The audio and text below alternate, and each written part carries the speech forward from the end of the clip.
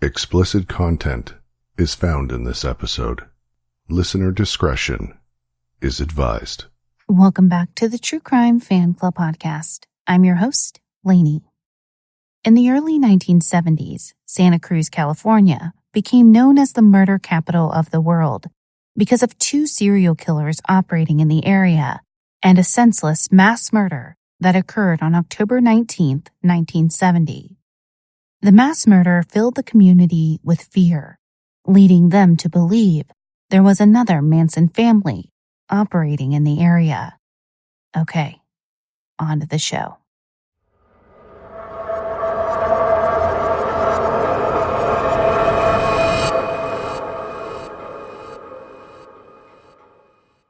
The OTAs were a Japanese-American family who lived in the Soquel area, a Santa Cruz suburb, on October 19, 1970.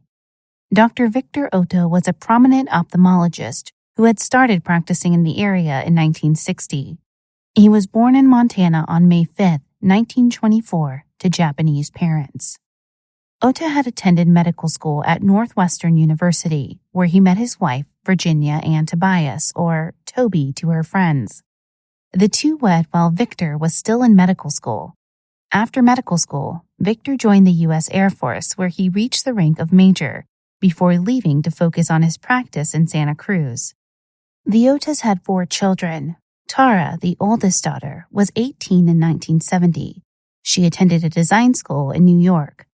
Lark, the second daughter, was 14 in 1970 and attended the Santa Catalina School for Girls in Monterey. Derek, 12 years old, was a student at Thorpe Manor Private School, and Taggart, or Tag, was 11. He was a 6th grader at the Good Shepherd School.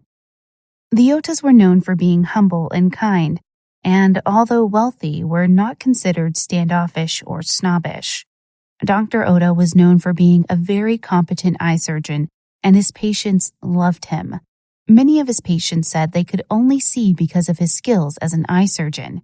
Dr. Lewis Wildman, president of the Medical Plaza Association, of which Dr. Ota was a member, and where he had his practice, said that Dr. Ota was a perfectionist at everything he did.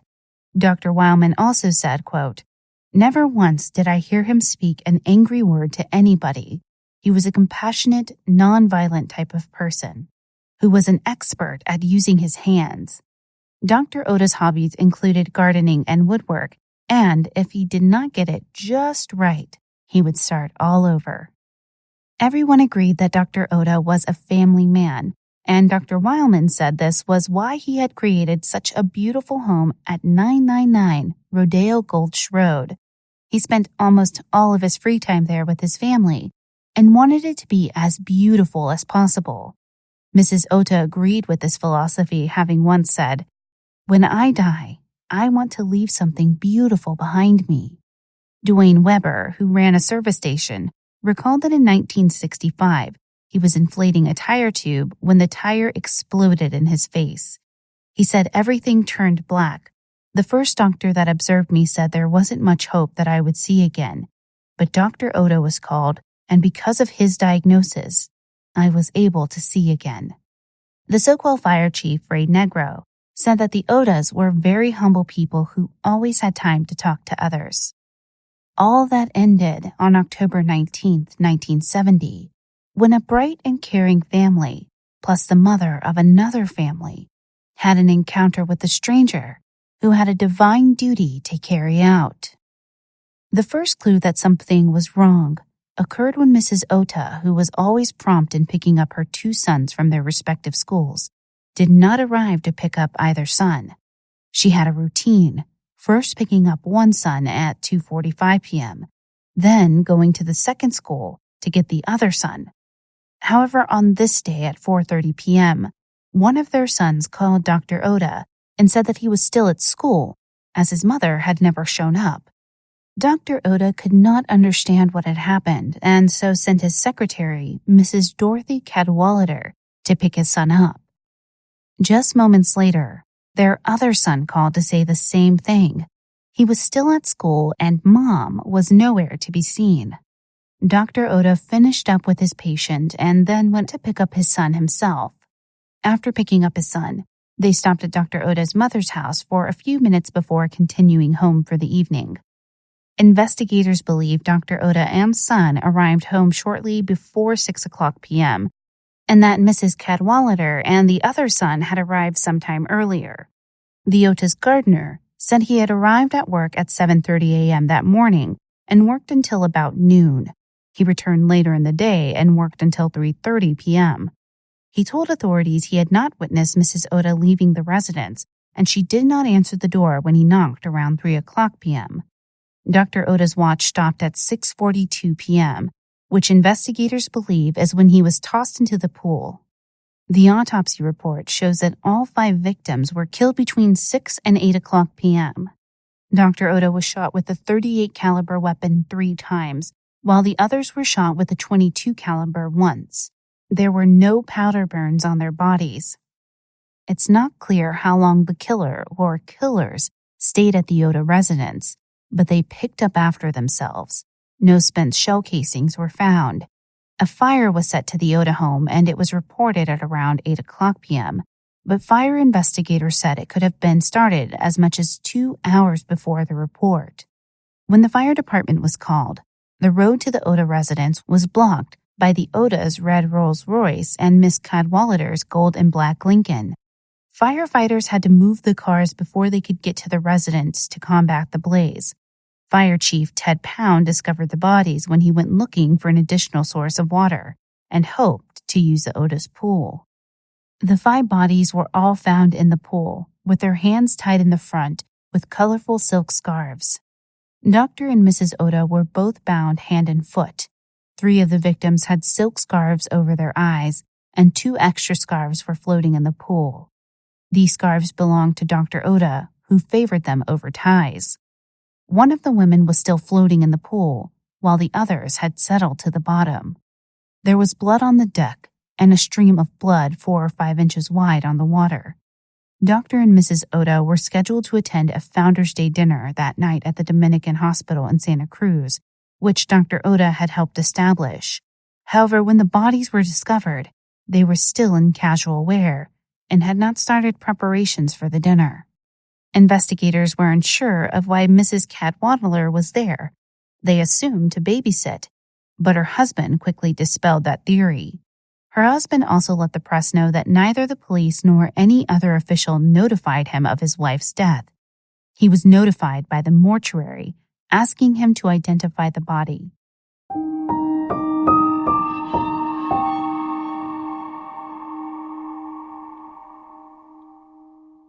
I'm going to pause the case right here so you can hear a word from our sponsor.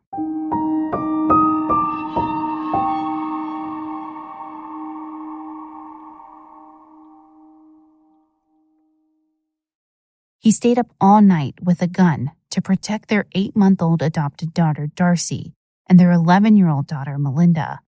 8 years before, their 8-year-old son, Wayne, was ran over by a mail truck and killed. Dorothy had worked for Dr. Oda for 8 years. Police and arson investigators were quickly called. It was determined that the fire was the work of arson. One of the Oda's vehicles was missing, a green station wagon. At 1:30 the next morning, police issued a bolo, or a be on the lookout, for the vehicle. It was found 2 days later abandoned and ablaze in the Recon Railroad tunnel below Felton. A slow-moving train had crashed into the car. Not long before, the car was seen in a field in Bonnie Doon with a backpack on the back deck, but before law enforcement could reach the area, the car was gone. Once the car was discovered, law enforcement swarmed the area, searching for evidence of the killer or killers. There were 3 sets of footprints around the vehicle in the tunnel, supporting the theory that there was more than one person involved. These murderers struck fear in the community, who believed that another Manson family was operating in the area. The violence of the crime and the fact a note had been found at the scene led many to believe this. Additionally, in a press conference, when asked if the sheriff believed these murders had a cultish or mystical significance, the sheriff replied, yes. The typed note was found under the windshield wiper of the Rolls-Royce and read, quote, "Today, World War II will begin, as brought to you by the people of the free universe. From this day forward, anyone and or company of persons who misuses the natural environment or destroys same will suffer the penalty of death by the people of the free universe. I and my comrades from this day forward will fight until death or freedom against anything or anyone who does not support natural life on this planet. Materialism must die, or mankind will. The note was signed Knight of Wands, Knight of Cups, Knight of Pentacles, Knight of Swords, all cards from the tarot deck. The Sheriff's Department asked the members of the public and the media to please honor the OTAs' family privacy at their funeral service. Once the contents of the note were made public, several members of the hippie community came forward with information about one person. All these people pointed the finger at John Linley Fraser, stating he had pointed the finger at Dr. Victor Ota and his materialism before. One of the informants told District Attorney Peter Cheng that the writing of the note was right on for Fraser. However, police were also led on another possible line of investigation.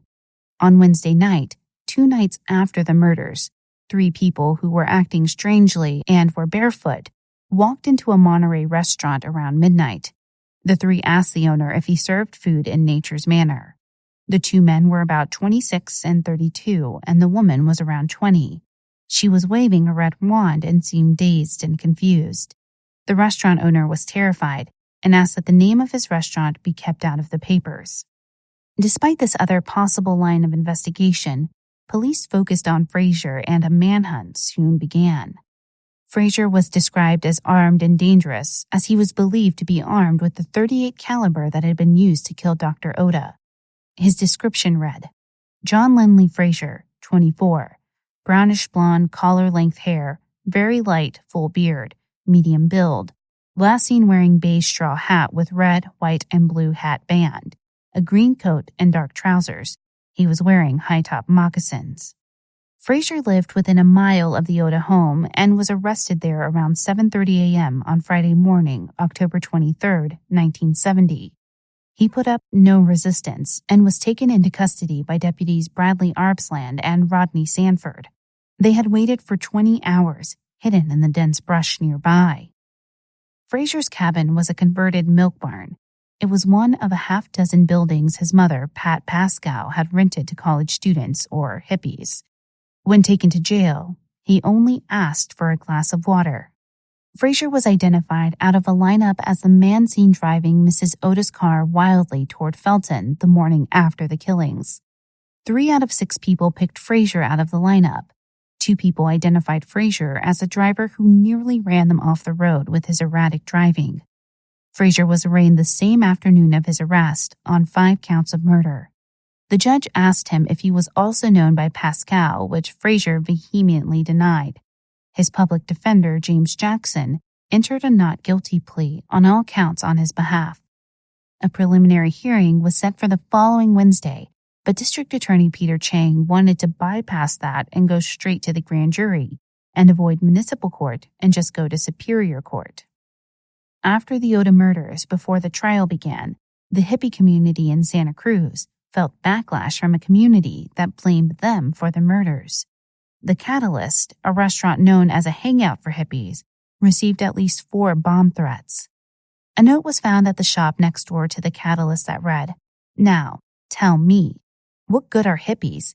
Hippies are pollution. Causes dope. Dope causes mind pollution. Mind pollution causes murder. The only good hippie is a dead one." There was a drawing of a bomb on one side of the note and on the other, a noose with "reserved for hippies" written under it. Side note, a few years later, serial killer Herbert Mullen would begin operating in Santa Cruz and would talk about people being pollution. He killed one girl and opened up her body, convinced she was full of pollution. Despite this note and the insinuation that hippies should die, Sheriff James praised the citizens of Santa Cruz for their cool and good judgment. James said that if radicalism had won out, things could have really blown up. He said, quote, "We trust our citizens will continue to exercise sound judgment and that he was one of ours. We have a responsibility in this too." James praised his deputies for their hard work and dedication, saying, "Hopefully, you're as proud of them as I am." There was some concerns that information was not broadcast to other law enforcement agencies as quickly as it should have been, such as information about the missing vehicle, whose BOLA was issued at 1:30 a.m. after the murders. Sheriff James said that the pressure to solve the killings quickly brought to light the tremendous need for extra personnel and equipment, which was touched on during the court cases later. High-intensity lights were installed on the front of the sheriff's office the same day Fraser was arrested. The sheriff denied there was any around-the-clock deputies outside, but said, "We are maintaining strict surveillance." With the suspect behind bars, the public wanted to know more about John Linley Fraser. Some of Fraser's classmates from school recalled that he was a tough guy and would be in the midst of any fight that was going on. One teacher said that he was liked by most people, including the staff. Other classmates of Fraser said he was definitely a troublemaker. One of these students had seen Fraser not long before the murders and described his manner of dress as far out. Another classmate remembered a slave day started at school. He couldn't remember if Fraser organized the event or not, but recalled it involved boys leading their girlfriends around by strings tied around their necks. The students were told by the school authorities to stop it, but Fraser kept it up all day. Despite his social standing at school, Fraser hated it and dropped out of Santa Cruz High School just a few weeks after he started.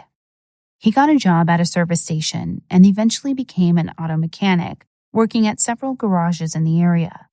He worked at an Aptos station in 1965 through 1966, which was owned by a Boulder Creek, Colorado man. The unnamed owner said that Fraser was kind of peculiar, short-tempered, and used a lot of profanity. Fraser was not married at this time. However, one of the owners of Putney and Perry Auto Repair, where Fraser worked from November 1968 to August 1969, said that most of the people who worked with Fraser liked him. He went on to say that they had no problems with him. He was a good worker, punctual, and conscientious. He only left to take a job to make more money. He said that Fraser did not look like a hippie when he worked at Putney and Perry Auto Repair. Until about 6 months before the murders, Fraser had been ordinary and not prone to violence. 6 months prior, he had been in an automobile accident in Scotts Valley, and it is believed he had suffered a traumatic brain injury which altered his personality. According to friends, his personality changed after the accident, and he began living in a cabin in the woods and holding up with his Bible for hours at a time. He had also stopped driving, claiming God said by driving I was polluting the environment and I would be killed if I drove anymore. Of course, he also began taking LSD and mescaline after the accident. Fraser was known as a real freak by other hippies, who said he was extremely obsessed about natural living and the environment. At the time of the crimes, Fraser was married, although investigators would not release information about his wife. Mrs. Fraser did tell investigators that they were not living together at the time. She was living in the San Lorenzo Valley, and she helped Fraser clean out his Soquel cabin. He stayed overnight with her the Saturday before the killings. He left on Sunday and did not return again. He took with him a loaded pistol he had tucked in his waistband, a backpack with rations for several days, and a pair of binoculars that she later found out he had stolen from the OTAs on a previous burglary. He left his driver's license and wallet at his wife's house, telling her he would no longer need them. A friend of Fraser's told police that Fraser had said, "Big things are going to happen next Monday." Fraser is reported to have said about people who lived as the OTAs did that they are too materialistic and should be snuffed. While incarcerated and awaiting trial, Fraser freed the razor from his safety blade and slashed his wrist. A fellow inmate noticed the blood, asked for help on the jail intercom system, and Fraser was taken to a local hospital. He was seen immediately, given 5 or 6 stitches in the wound, and then taken back to the jail, all in about 50 minutes. On October 18, 1971, nearly a year after the murders, Fraser finally went to trial. His attorney entered a modified plea of innocent by reason of insanity. The trial lasted for 4 weeks. One of the witnesses called during the trial and sentencing phase was psychologist David Marlowe, a UCSC psychology professor who had interviewed Fraser 35 to 40 times during his incarceration in the Santa Cruz County Jail. Dr. Marlowe explained that Fraser frequently contradicted himself and provided Marlowe with vague versions of the details on October 19, 1970. He gave Marlowe 3 accounts of that day, and the third account is the only account ever provided as to how the killings occurred. Fraser informed Marlowe he arrived at the Ota residence alone early in the afternoon of October 20th, 1970. He was armed with 2 handguns, a .22 caliber and a .38 caliber. Virginia Ota was the first one to arrive home. Fraser took her to a bedroom, bound her with scarves, and assured her that she would not be raped. He then lectured Mrs. Ota of the evil way she lived and how she and her family were ruining the environment with their materialism. Mrs. Cadwallader arrived next, and he tied her up, but he made no mention of the boy she brought with her. Dr. Ota and his son arrived next, and they were tied up. Fraser accused Dr. Ota of destroying the Santa Cruz Mountains and destroying life and the environment. The psychologist said that Fraser freaked out when he saw animal skins in the Ota home. However, Fraser did not notice the animal skins were fakes. Dr. Ota told Fraser he would give him whatever he wanted if he would just leave, which incensed Fraser even more at this lurid display of materialism. Fraser suggested they burn the house down together and return the area to its natural state. This angered Dr. Ota, so Fraser pushed him into the pool. Fraser did not explain to the doctor how they came to be at the pool area. In the pool, Dr. Ota managed to free his hands. He swam to the edge, and Fraser offered him his arm. According to Fraser, Dr. Ota lunged for him, so he shot at Dr. Ota. Fraser brought Mrs. Ota down next, asked her if she believed in God. When she replied, yes, he said, then you have nothing to be afraid of, and shot her. He did the same with Mrs. Cadwallader, then shot the 2 boys, shooting the youngest boy last. Marlowe said that in another version of events, Fraser arrived at the Ota home with 3 other people in a van around noon, or arriving himself at 10:30 a.m., and the others arriving later in the day. Marlowe said that Fraser was dangerous and insane today. He also said that Marlowe was a paranoid schizophrenic. He explained that a schizophrenic has gross disturbances of thoughts and feelings and cannot adequately behave within societal norms. A paranoid suffers from delusions of grandeur or prosecution. Fraser was fascinated by weapons and would spend a great deal of time watching the woods to ensure no one was sneaking up on him. After the testimony and closing arguments, the jury took 3 days to return a guilty verdict on all 5 counts of first-degree murder. Fraser heard the guilty verdicts with a smile on his face and showed no signs of anguish. The sentencing phase began next. On the first day of the sentencing hearing, Fraser showed up with half of his head shaved, including his eyebrows. He said that this represented the duality of a hippie. He eventually shaved his entire head, including both eyebrows. He was sentenced to death in the gas chamber. However, in 1972, California abolished the death penalty, so his sentence was automatically commuted to life in prison. On August 13, 2009, John Lindley Fraser completed suicide in his prison cell at Mule Creek State Prison by hanging himself. He had repeatedly been denied parole, most recently in 2007. Tara Ota, the Ota's oldest daughter, married and had a daughter, but not quite 7 years after the Ota's murders, Tara took her own life, never fully recovering from the loss of her family. Lark is the only surviving member of the Ota family. Lark admitted in a 1990 newspaper article that life has been difficult without her family, particularly her mother, and that her own experiences of motherhood were not as rosy as her mother made it seem. Dr. Ota's mother, Aiko Ota, also completed suicide in 1979. Her life had been one of great loss. Not only had she lost her son, grandsons, and daughter-in-law, but her husband had died just 5 years before the murders. Also, she had lost a daughter in July of 1970 quite unexpectedly. She also had lost another son, Hiroshi Ota, in 1951, when the plane he was flying crashed just minutes after takeoff. Her last remaining child, Roy Ota, passed away in 1990. Peter Cheng, the district attorney who prosecuted the case, passed away on December 11, 2005 from lung cancer. He had been diagnosed just 2 months previously. At the time he was elected, he was the youngest DA in the U.S. Cheng prosecuted not just Fraser, but also Edmund Kemper during the period between 1970 and 1973. DA Cheng infamously described Santa Cruz as Murderville under his breath at a serial killer's dumping ground, but a reporter overheard him and changed this to Murder Capital of the U.S. Okay, fan club members, as I conclude this episode, my one question to you is, how will you sleep tonight? Thank you for listening. If you enjoyed this episode, please be sure to leave us a positive review on Apple Podcasts or your podcast player of choice. It really does help us out.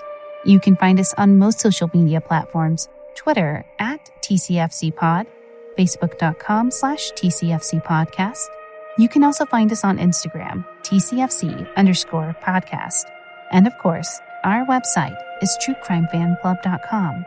If you have an episode request, send us an email, tcfcpod@gmail.com. Audio engineering and custom music for the show was provided by Nico at WeTalkOfDreams.com. Follow him on Twitter @WeTalkOfDreams and let him know how great he's doing. This episode was researched and written by Suzanne St. John.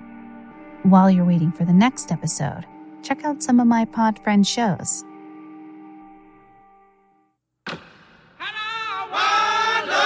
Sugar in my coffee, it makes me mean, oh Lord, it makes me mean. I'm Woody Overton, host of Real Life, Real Crime, the podcast.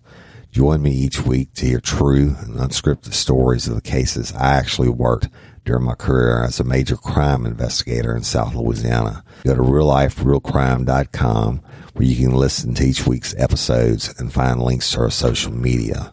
I appreciate y'all, and don't let me catch you down on Murder Bayou.